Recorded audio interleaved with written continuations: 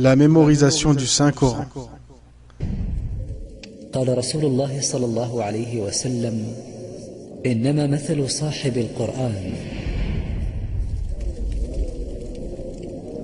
كمثل صاحب الإبل المعقلة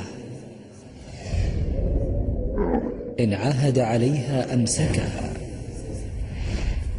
وإن أطلقها ذهبت. L'envoyé d'Allah, sallallahu alayhi wa sallam, dans ce hadith nous a mis en garde contre l'abandon du Coran et son oubli. Al-Hafidh ibn Hajar dit dans Al-Fath, dans le cadre de son commentaire du présent hadith, l'entretien consolide dans l'esprit la matière mémorisée. De la même manière, le chameau bien attaché à un arbre, un pilier, etc., reste bien gardé. Le chameau est spécifié ici parce qu'il constitue l'animal domestique le plus prompt à s'échapper et celui dont la récupération pose la plus grande difficulté. Il est bien connu que quand les chameaux se sauvent, leurs propriétaires ne les récupèrent qu'au prix de grands efforts. Il en est de même de celui qui a mémorisé le Coran. S'il ne le révise pas, il lui échappe. Il lui faudrait alors faire d'énormes efforts pour se remémorer. Pour bien fixer le Coran dans la mémoire, il faut prendre l'habitude de le réciter dans les prières en général et dans celles de la nuit en particulier. Les pieux prédécesseurs le lisaient le jour et le récitaient la nuit. Ceci, car le Coran est la parole d'Allah, la meilleure des paroles, le recueil des lois. Le lire est une adoration qui attendrit les cœurs, apaise les âmes et comporte de nombreux autres bienfaits. L'homme ne choisit pas d'oublier, comme il ne peut en être préservé.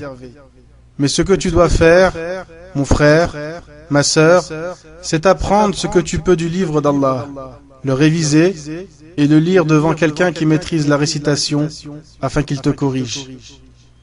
Une fois par an, le prophète sallallahu alayhi wa sallam récitait la totalité du Coran à Jibril. Il le fit 2 fois l'année de sa mort.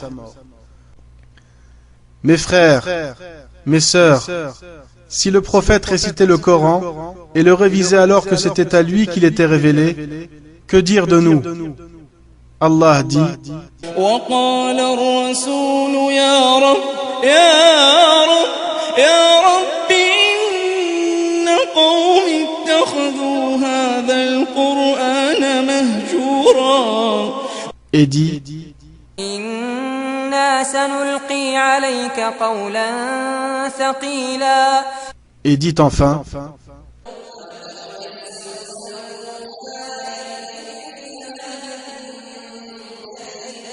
le messager d'Allah, sallallahu alayhi wa sallam, a dit: اللهم إنا عبيد من عبيدك عبيد بنو عبيدك بنو إمائك نواصينا بيدك ماض فينا حكمك عدل فينا قضاؤك